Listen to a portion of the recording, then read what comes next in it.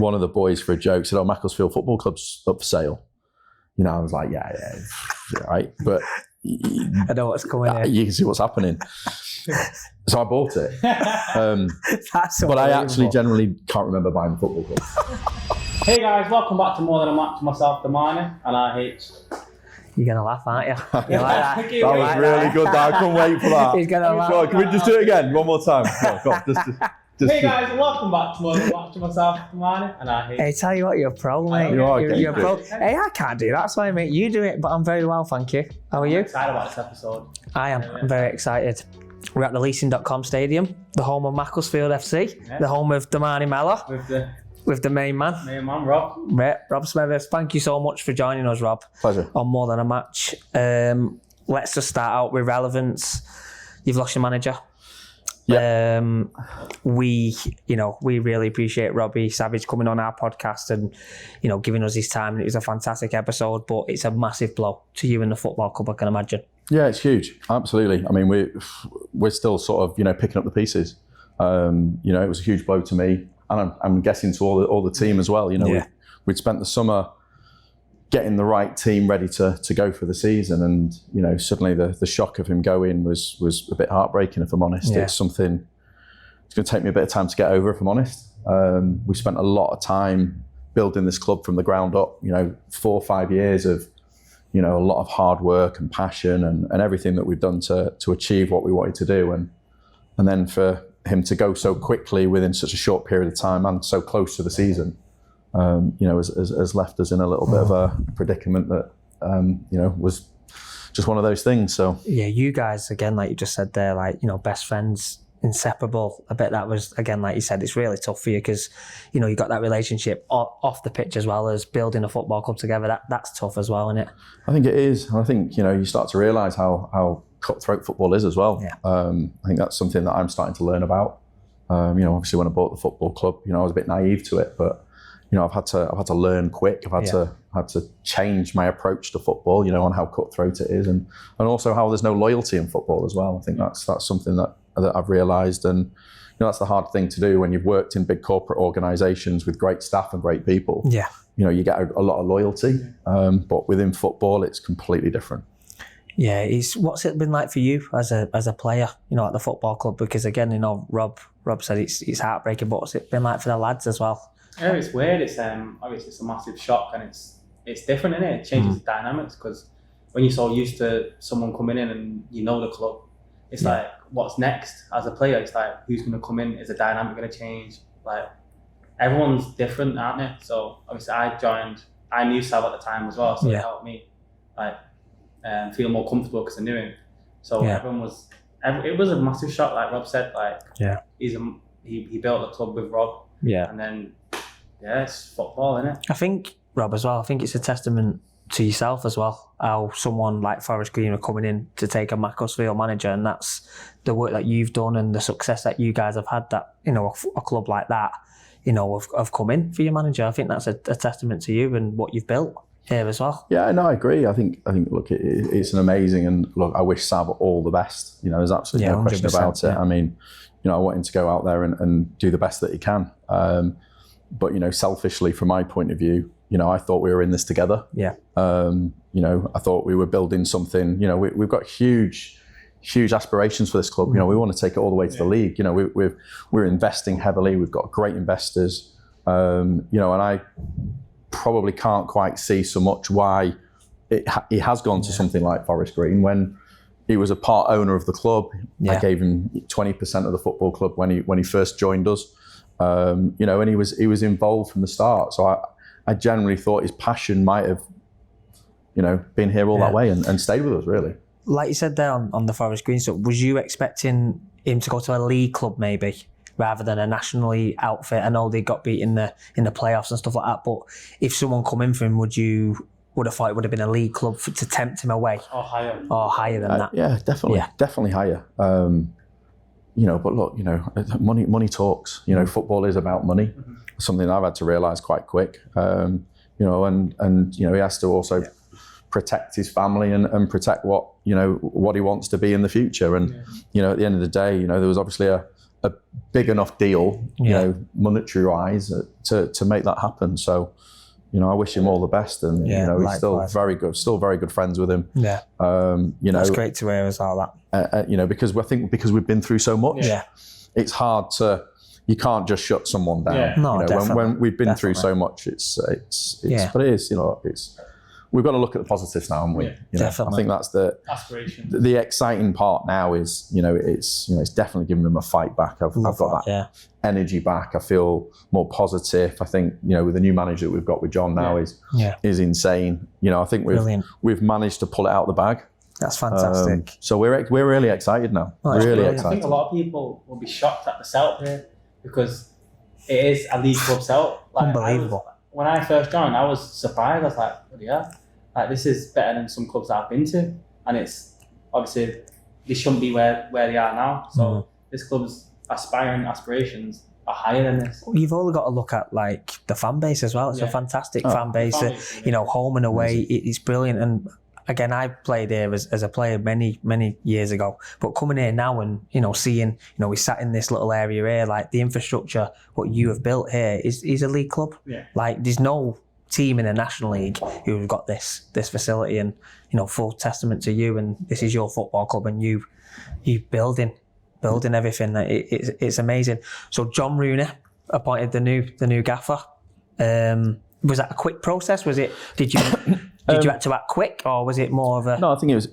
we had to act really quick. We're 2 weeks away. I mean, we're playing on Saturday, aren't we? You know, so we haven't had long, but John was the right candidate for it. Definitely, yeah. To me, it was not changing what wasn't broken. You know, Sav had done unbelievably well, but, you know, as far as I was concerned, we still have the core of the team, and the team is amazing. So, you know, why did I want to come in and break something by bringing in potentially a new manager with new ideas? Yeah, philosophies and stuff. Yeah, exactly. And that's what you find as an owner is, you know, managers come in and they want to put their own stamp on a football club. Definitely. And they want to bring in their own players. But whether I agree to that or disagree to it, it's an awkward conversation, because players are in contracts. Definitely, you know, and I'm paying their salaries. Yeah.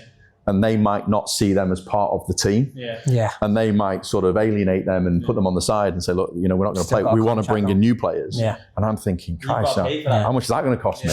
You know, and then you're thinking, shit, you know, it's like that. There's more money. Yeah. This is why it's so insightful, because, you know, on More Than a Match, you've interviewed, you know, players and stuff like that. Now we're getting an owner's perspective. This you know, you guys would absolutely love this. In terms of with John as well, fantastic player, you know.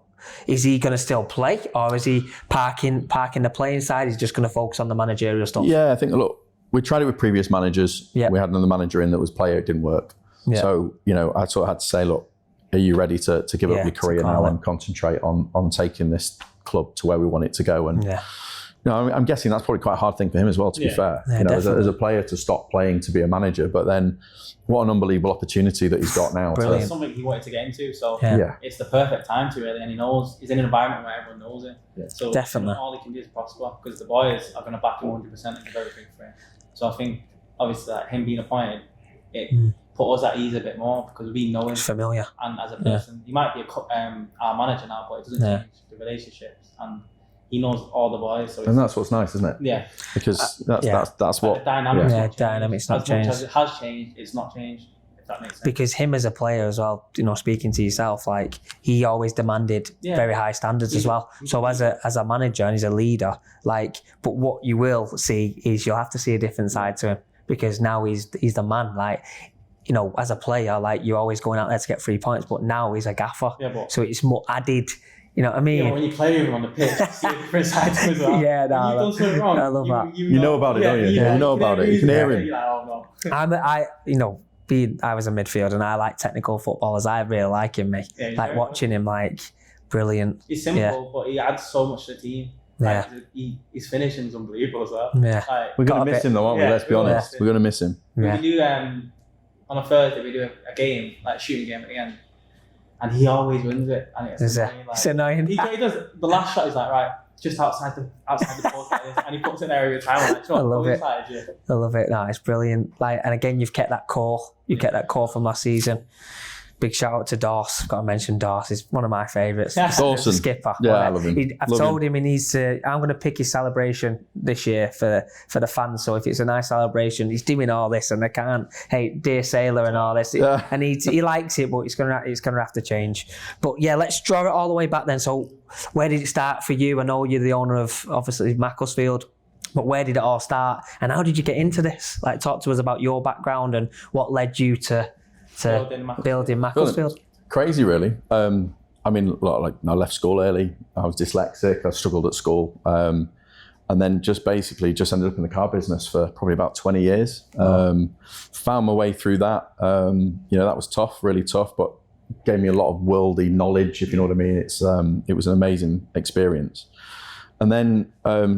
Created a logistics app, which I spent 3 years developing, which took off and was absolutely unbelievable. And sold that to Auto Trader when I was 40, and then literally that was it. It was kind of that moment of amazing, that. It was an awful lot of money, and I had to take it, and then.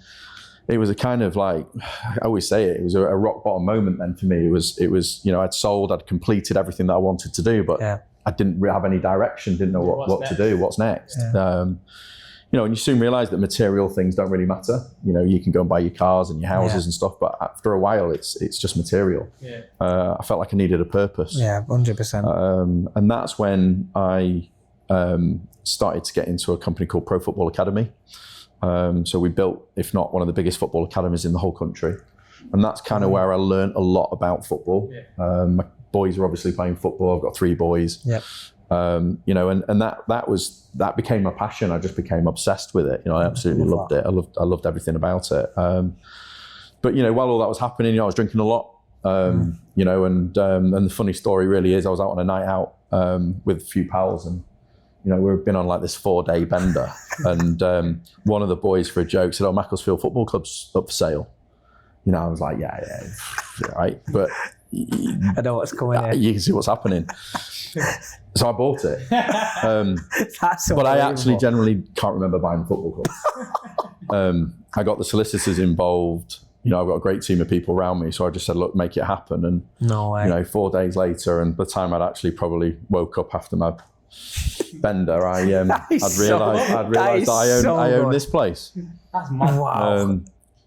So when you say to me what were the plans, what was the business plans, the thought process, it was just a good time. There's none. It was the most craziest batshit thing I think I've ever done. So at the time when you bought the club, like, talk to us, like, again, you've been on your night out, you bought the club, like, when was it like go time, and when did you realise how much work needed to be done? So obviously we'd purchased it, and there was a guy here who was Jimbo. You might have seen him out there, and he had this massive bunch of keys. You can imagine it, and it was literally, I was told by the estate agents, "Look, meet this guy." And Jimbo. So I turned up, and he was just handed these keys, and he just wobbled off.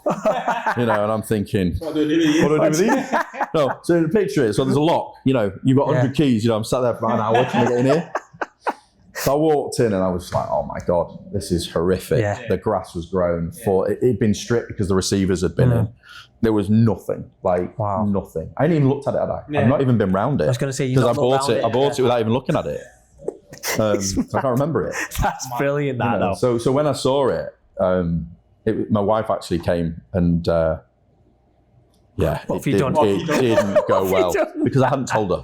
Wow. So but she had no idea I'd bought the football. Let me just find I was too scared to tell her. I was petrified. Wow. To say to her that I'd bought a football club. So I left it for about a week of just not really telling her. But it was on my conscience, and I thought, I'm just going to have to say to her, "Look, just meet me at this place, it's Macclesfield Football Club. I'll see you in an hour." And she turned up and said, "What are we doing?" Jimbo's doing the key. Jimbo. So I was like, "Tell the missus, will you, Jimbo?" Yeah. So she was just like, "What have you done?" No. And to be fair, I thought, what have I done? I don't know.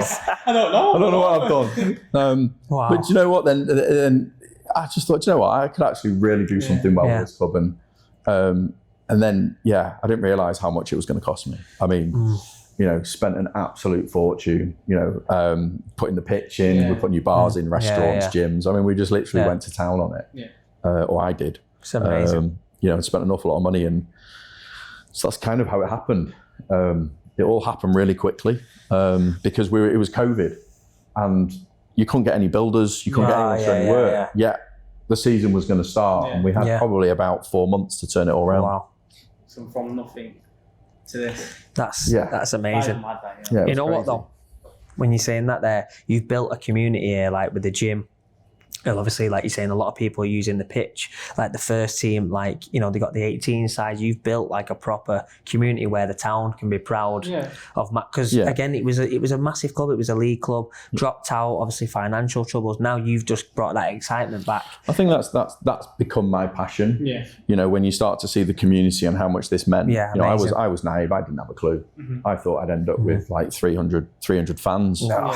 And I had no expectation. I didn't know what I was doing really. And then, to see nearly 4,000 fans come through to the first game, it was a moment of just like, oh my God, this is just unreal. And then that just makes you even more hungry. Well, I was more hungry. I was more determined. But then it's also, it's everything else that goes with it. It has become a community club. It's become like the heartbeat of Macclesfield. It's everybody looks forward to coming here on a Saturday. I've made it really family orientated. I think, the people are amazing. The staff are amazing. Brilliant. We employ 65 staff here. So, it's a huge thing for the local it's brilliant. clubs. Even last season, all the games will get cancelled because of the snow. Yeah. And the community. Everyone came. Brilliant. That's proper I think that togetherness. Catalyst does to make Yes, players. give us that extra boost. We didn't have to wait for games to get postponed because we had a pitch. Whereas other teams, they couldn't do that. I think, again, when you're getting 4,000 and you're getting the away support that you're getting, again, it's a huge club. And even for, like you said there, the lads will when you sign for Macclesfield, there's an expectation, isn't there, of right, it's a big club, but also you're playing for the shirt, but you're playing for the fans as well. And I think every time I've been here, they've been right behind. Amazing. The fans yeah. are unbelievable. You heard his song? Well, it's brilliant, you isn't could it? sing Go on, sing his song, go on. I haven't actually heard it. It's No, I brilliant. heard this one. It's brilliant. You need to score more. Then they might it's sing coming, more. mate. It's coming. I love it. So again, you've built the club, all the grounding, the stadium in, where did he start from the very beginning in terms of the level the team went in at? If you just give the viewers a little bit of an insight on, was it North West Counties Division 1? Where did you go in at? Where? So North West Counties. Yeah. So to be fair, I've got to probably say that was probably the best time. Yeah. Because it wasn't as serious as it is now. Yeah. I think I've had to move with the times as we've progressed. Yeah. But it was a pay-as-you-play model. Yeah. So, we could go through numerous of football players, paying them 50 quid, 100 quid, 250 quid a week, whatever that looks like. And it was, you could build your team, if you make a mistake, it didn't really matter. Because you could just move that player on and so on.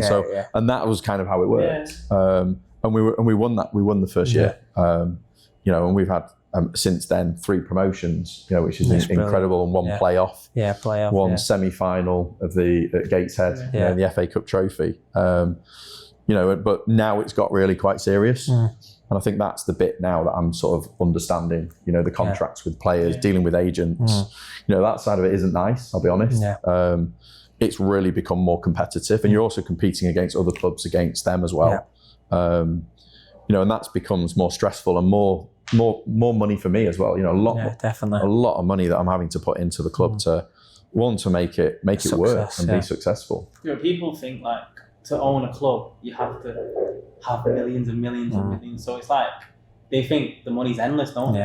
I don't know. But it's not though, is it? It's not though, is it? Because again, I don't want to speak for you, Rob, but what you've invested into this football club, you're seeing the rewards, but it's a revolving. You've got to keep doing it to succeed. You do. And again, some people might not realise, it comes a point where you've got to be clever with the money as well.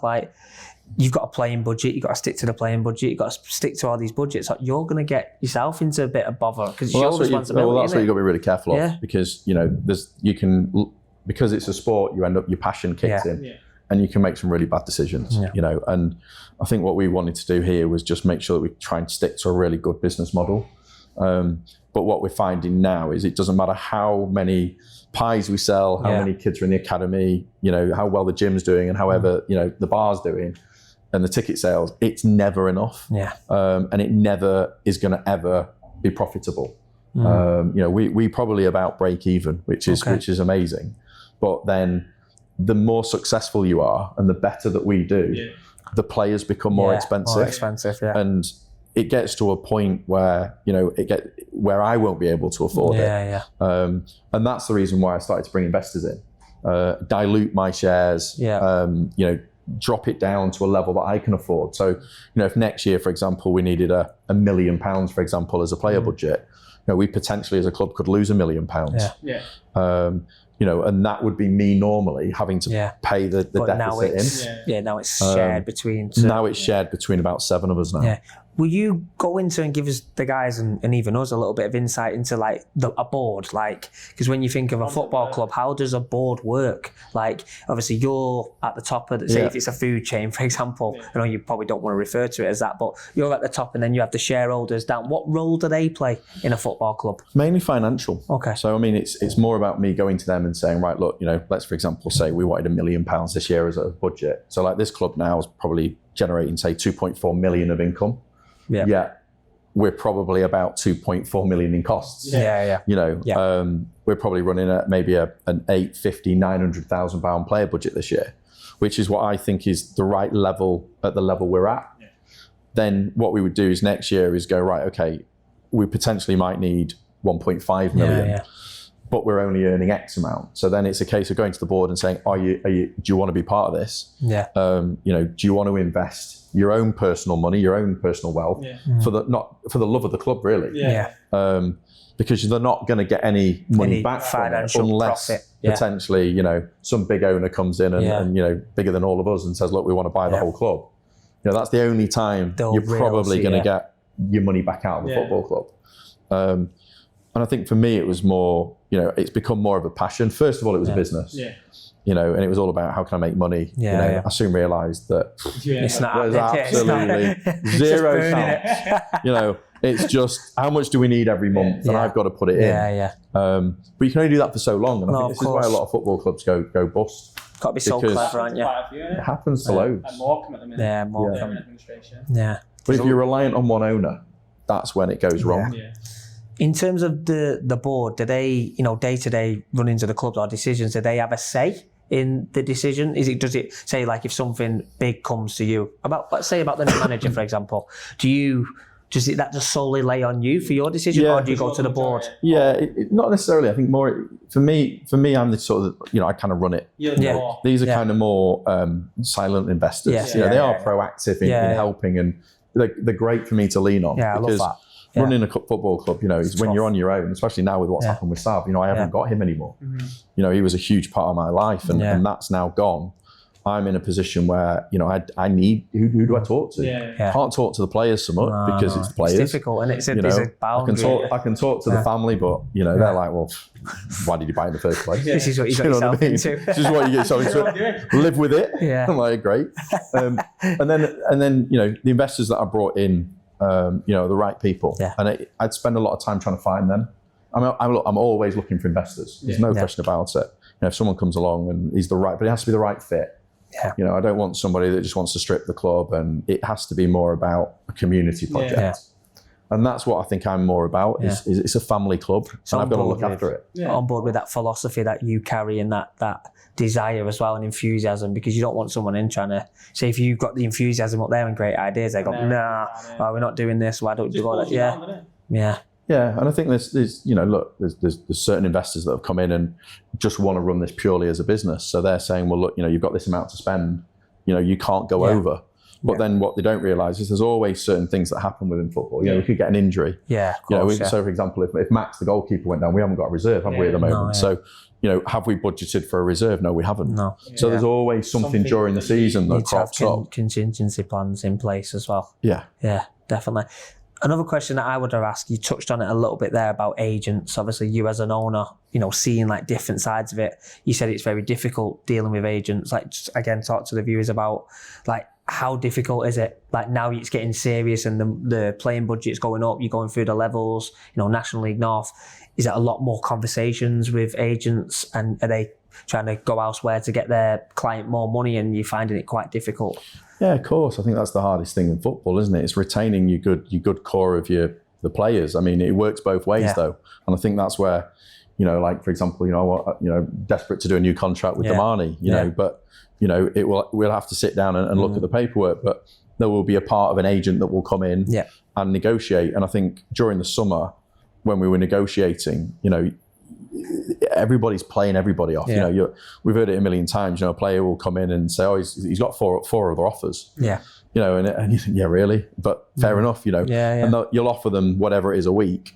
They'll go away and then they won't make the decision there and then. So they're going away and they're using that offer to go and get more money, and then they come back to you and say, "Well, look, we're now offering you this." Yeah. And I think this is where it's difficult to try and, where I'm like I need an instant decision because if you don't want to stay here and you don't want to be here, then I've got to start looking elsewhere. And that whole process can take 2-3 weeks while they're going around looking around. And then you almost feel, from my point of view, he's not saying hurt, but because I've built relationships with these players, it feels a bit personal. Yeah, no, it is. So you're like, well, do you not want to play here anymore? Yeah. And then it comes down to money. And I think that's the bit about football is, of course, I understand, you want to go out and get the best money. Yeah, of course. And I think that's my sort of where I've had to change that course. If someone's going to offer you 1,500 quid rather than 1,200 quid, you're going to go for 1,500 quid. Yeah. But then sometimes I don't agree with that in some way, because I also think that, it's such a big club.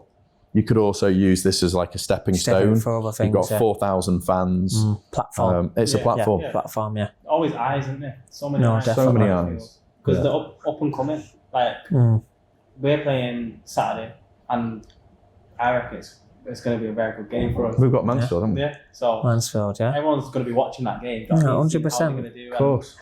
People will dictate that game off the season, maybe. Yeah, but that's an excitement. Again, what you guys have created here is like first get pre-season. This is it here. This is going to be packed out. Like the excitement's back, and again, it sets the stall out for the season, doesn't it? But we just wanted to ask you that because as an owner, again, as a manager, dealing with agencies are one thing, but as an owner, because again, you're paying the money out, aren't you? Yeah. So the dynamic, again, we said it like why this is so interesting.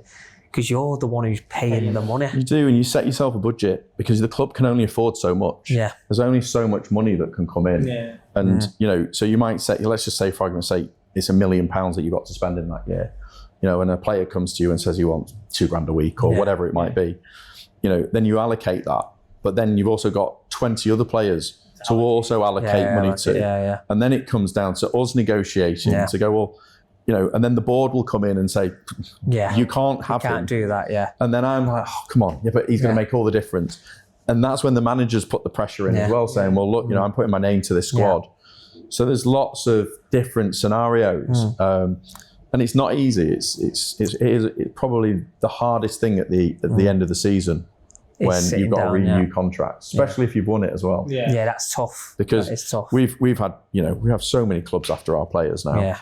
100%, and rightly so, because again, record-breaking season, 109 points, was it? Won't forget that, will we? Come on, RH, more than a match research team, you know what I mean? Come on, mate.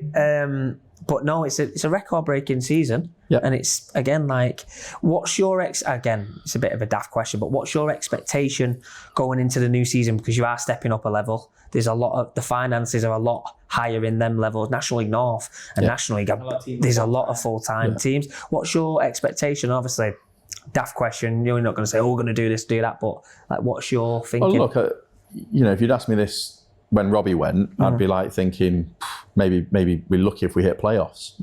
But I think with the way John stepped into the role and the team have been absolutely unbelievable. It's not made that much difference now, and I actually feel there's a real completeness that it's like we've all got proof, got a point to prove. I like that. We've all got that fire to go out there and do it. So I'd like to think, look, we'd be right up there in the top three. Yeah, brilliant. Yeah, I'd be mint that one. I'd be amazing. Imagine that. Imagine. If we- You I know have to think. You have to dream as 100%, well. you got it, 100%. We're going to go back up. So Yeah. you have to think like that. If you think you're going to finish 7th, 8th, No. There's no point. May as well not bother. reach for the stars. Yeah, go and play for some other. This is your name for the stars at Macclesfield. We've got to try. It's That's what we do. Leasing.com stadium there, you know what I mean? With the main man, you've got to reach for the stars. The documentary, can we talk about Yeah, that? of Is course. it a little bit of a buzz around that? Obviously, they got the celebrations. Damani's up on someone's shoulders with a bit camera, giving it more than a match and that. This What a guy, day that was. hey, what a day. Let's talk about that day and also talk about that day for you as an owner, because you as a player, it's a certain feeling. Yeah. But what was that like for you as well? So there's two questions there. Two questions of Sorry.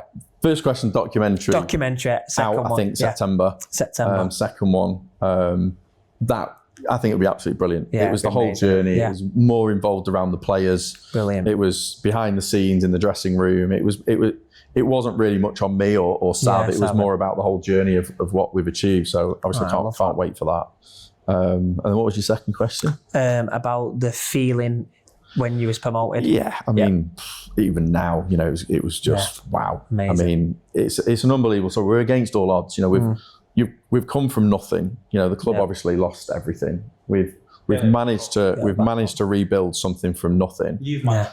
Yeah, I have, but I love I that. do you know why I'd actually say collective? It's all of us that have done it. You've done it. Everybody's had a part of it. Thought he was going to say know. I'd done it, but you know, I'm You not know, done it. He was going to go, it's but then he definitely- stopped himself. It's definitely not about me. No. Well, you're a massive part of it. Nah, You're 100%. credit. I agree. Yeah, I take some of it, but then it's snowballed into bringing in the right Yeah, people. but you're the pilot. Yeah, it's hard that though because Yeah, but I'm quite like But I know you're. I like yeah. You're I'm humble. You're a humble but person, It's more, you know, without the fans, it wouldn't have worked. 100%. Without the people coming through the door, it wouldn't have worked. Because without the fans, there's no We're football nothing. club, is there? We are nothing. So- It wouldn't exist. Yeah. You know, them coming here, supporting you guys week in, week out, going to brilliant, away games, the passion and and to see the reactions when we won. That was my moment when you could see the fans run onto the pitch. Was it emotional? Oh, emotional. Was it emotional? It was a bit. I was in bits. It was a bit goal. I was Did you in shed a bits. tear? Oh, or- 100%. Yeah. Brilliant, that. Yeah, it was a build up. I love that. Nice. It's mad as It's a so player. good. I've never been promoted, but it's like you go for the whole season and you think we actually can do this. We actually are going to do it. And there's like 10 games left. Yeah, but you wouldn't believe it, even though it was like more or less sewn up. I was saying, man, if you get 3 points, he was like, no. Like you was proper tunneled, weren't you? that's Like, what I nah, we need to win every single game. Yeah, Then but it's I not loved done. that because the intensity was there, and I think what these guys did last year was it was relentless. It was just constant. You know, if they're 3-0 down, 3-0 up, they still want more. Yeah. And it was just literally just like constant. And you go in the dressing room, and everybody's helping each other. I love that. And they're and you were at each other. If someone wasn't performing, you'd let them know. Yeah, but I think you need that though. Yeah. It's like, we're a team, so if Standards, you can't be spoken to in a certain way, then like, I'm your partner. On the pitch, we might have a row, but when we get a change, we'll be fine. It's gone, isn't it? But I mean, you need that. You need that one player that can tell someone to do this or do that. So, and that's what I think got us so far, because we all bought into this idea, and we just backed each other on the pitch, just fought for each other. And then that last day, when I That was so good. because do you know what it is? It's moments you live for. Yeah, it's Like, not many people can say they've been promoted or been part of it. You'd be surprised how many players have not had a promotion. even a family, like you said before, Rob, about a family feel. Like, your nana was there, your mum was there, your partner was there, your little sister was there, all shirts on, and like it's a proper family feel, isn't it? It's amazing, and That's what it's about. I love stuff It's like all that. about family. It's after the games finish, I want the kids to go out and play on the pitch. Yeah. Why not? Give them that Let moment them run to- around, yeah. and we leave the floodlights on at night time for them. Nice, mate. It's why not? No, it's amazing. Will you share what you said about if Rob's not happy, when he's not happy with a phone? No, really? Come Will on. you share this Tell now? me. It's like Rob, before the game, Rob comes in, just chills, and then he gets his phone out and starts recording. So everyone knows Yeah, he's in a good Why mood. does he look at his phone? Like, yeah, see? When Rob has like a ritual at every at the start of the game, he records. It records the We love it. I don't even know I do that. Is it like the Rob cam or something? He's got the camera on, and the moves, and he's bopping his neck. Yeah. You're like, So if the camera's not on, something's Exactly. gone on. like, Yeah. oh, he's alright, Rob. He's alright. So it's his ritual, but it's I love it. we know he's going to do it. Do you know what I mean? Will you talk to us about, again, you spoke off camera about going into the dressing room at half time, and that's not because you want to, like, get involved in any decision making or anything like that, but you want to feel part of it, because it was a great point that you made before. It's why I bought it. Yeah. I'm not. I want to be part of it. Amazing. It's like, if you have a nice car, you want to drive it. 100%. Why not be a part of it? I don't want to be a passenger. I want to feel it. I want to be in the dressing room. I don't get involved in anything to do with the football. Yeah, no, 100%. Anything to do with that. It's just, I love the passion, and it's just the togetherness. It's like a battle. We all die together, or we fight together, and I think that's the exciting thing about it for me. Is that's what I love. Going on to other things now, obviously it will always be about the club, but like, what other things are you into? Any more businesses or anything else that you obviously taking attention on at the moment? Yeah, of course. So I've got loads. Like anything, is probably an addiction personality. I'm constantly always doing. We've got clothing brands. Brilliant. We've got Raise Your Game. There's so many different businesses, but I think one of the biggest ones for me is the International Football Group. Brilliant. Something that I've spent about 5 years developing, and for me that was about giving the right opportunity for kids to get education. So whether they get sports science, sports therapy, sports business, while also learning to play football. Yeah, that's so massive. that they've always got something to fall back on. I think with the first year when I was here, I saw a lot of kids that would come in, and when you told them they weren't good enough, and you just literally just see them drive off. What actually goes through their heads? How do they feel? How do they feel? What the mental side of it as well. And I think for me was, could I make a difference where kids could get an education and play football? So we do a lot of that. We've got probably 200 athletes now in Preston, about 35 staff managing that. It's amazing. We're just about to do a deal with a big organisation, can't name them yet, but basically any kids that may fall out of an academy.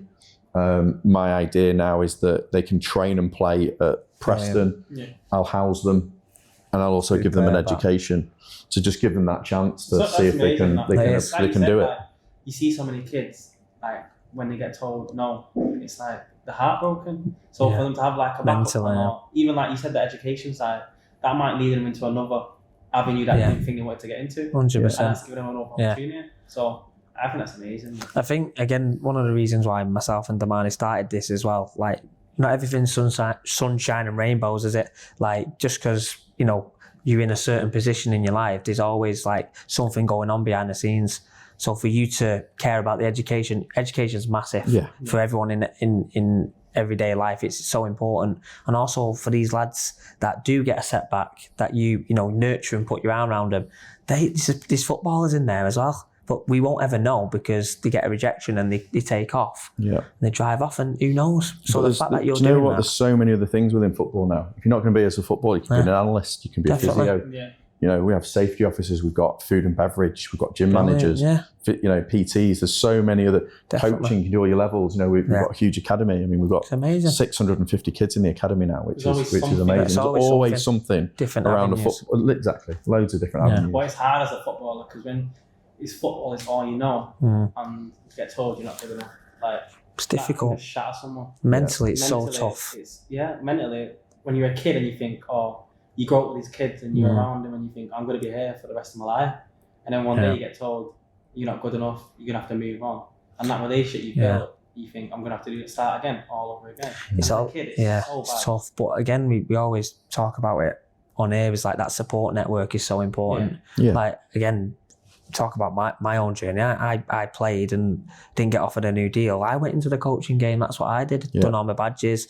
And these other avenues, if you put your heart and soul into it, like there is, ways and other channels for these young generation to succeed and have a living in football. Because everyone wants to have a living in football. What's the percentages of making it as a professional football? 0.0%, 1%, whatever it is. It's tough, isn't it? It is tough. But I think if you can, I think there's a time in life when you are a footballer and you've got to say, enough is enough. And I think I've seen it quite a lot where we did some trials and, people are turning up and you're thinking, he still believes he's going to be a player. That's the hardest bit, though, isn't it? And he won't give up. And they aren't good enough. And I think that's when, of course, believe in yourself, because obviously you've got to. But there's also a point where actually, if you have got an education, because they're probably scared, thinking, what am I going to do? I think that's the big question, because if I didn't have football, I would be worried about what would I do, because that's all I know. Got podcasts. Football is just. But this is why we did it. This is exactly why we did it. A conversation. Yeah, football is my life, and without football, I feel like I'm nothing really. Podcaster now, eh? Now We're flying. That's it, Now we've got this guy on the Big podcast. celebrity. Hey, I mean, now we've got this guy, mate. 60 million views. Honestly, we're going. Hey, that's it. Yeah, like we like to touch on the mental side as well. No, definitely. I think So it's important. because we're trying to give a platform to people that don't feel comfortable speaking up, and true stories as well. Again, it's not all sunshine and rainbows. Life. It really isn't. It's tough, innit? It is tough, and I think that's the hard bit that I probably as an owner, because I'm quite passionate and you know I respect people and stuff, but I've had to realise as an owner it is cutthroat. Yeah. You know, you find players that get to a stage where they're just not good enough, and unfortunately, you know, there are other players that you as a business you think, well, actually I need this guy and he's now got to go, and that's the hard part. How do you deal with that? Like, say for example, because you said about it before, and I can see it today, like the relationship that you have with Damana, because you care about the players and have that personal relationship. Massively. Is that difficult for you as an owner, being that kind of owner, to go, you know what, like, can we have a chat? Yeah. You know what I mean? How's that? Sav did it for me. Okay. So it was kind of great. Now I'm seeing the other side of it. That's the bit that I am worried about, because and I think, you know, hopefully, obviously that'll be John's job. It's the manager's job, really. Yeah. Whether I agree or disagree, I've got to put someone in charge of a team. Yeah. You know, and you know, it's like Dawson. You know, I absolutely love Dawson. You know, he's become a really close mate, and it's brilliant. You know, he's just moving now into Prestbury actually. So he'll be moving here, but you know, comes around for tea. We have a chat. That's mega. That. Do you know what I mean? Brilliant. And we went for a good coffee the other day, and you know, just a general chat in the day. And love that. you know, but there may be a day when if something like that happened, I'd be like, it's can't get rid of him. You know, it's tough. And that's what I feel with like you and the lads that we created. I think when we went on holiday as well, I think that kind of it just changed everything. Yeah, because it's very important to highlight, Rob, you went away with the lads after. I did. How was it? Disaster. Yeah. Let's just leave it there.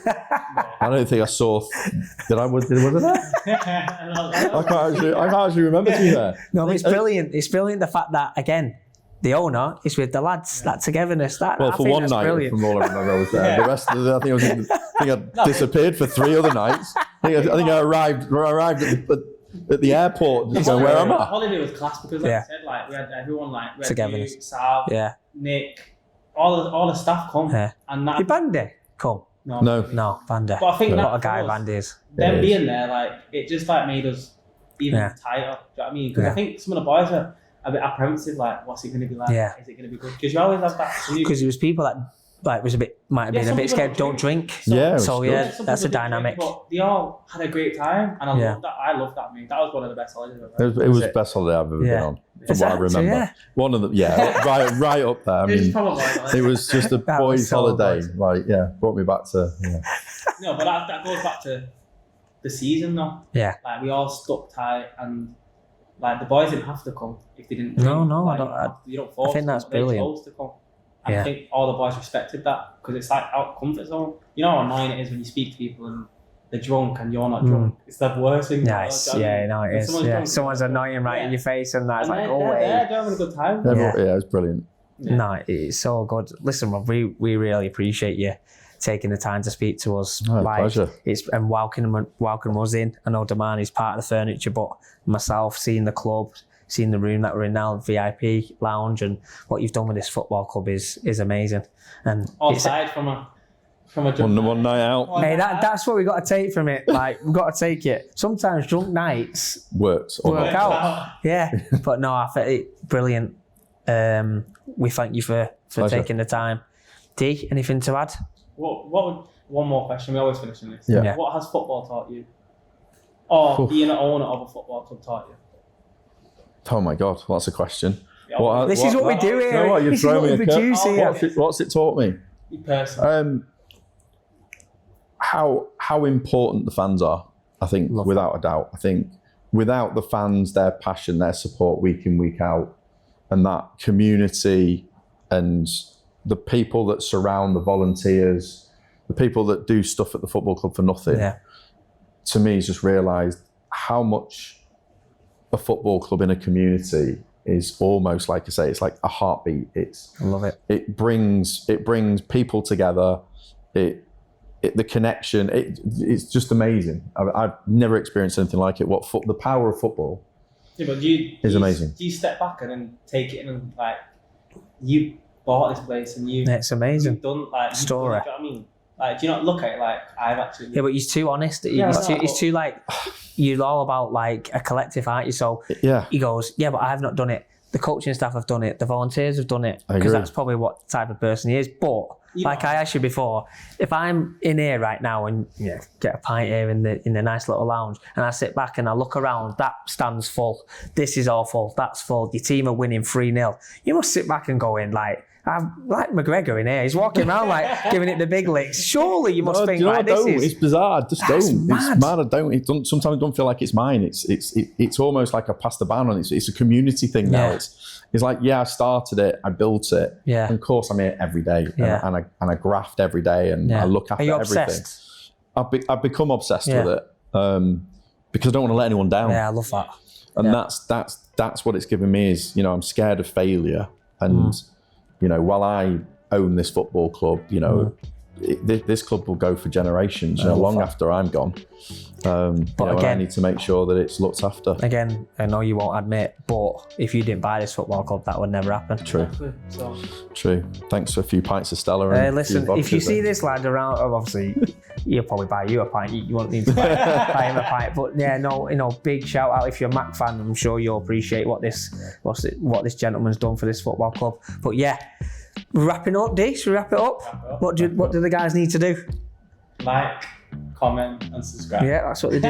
Another episode of More Than a Match. Main man, Damane, RH. Thank you very much, Rob. Pleasure. Thank you you guys. Thank you.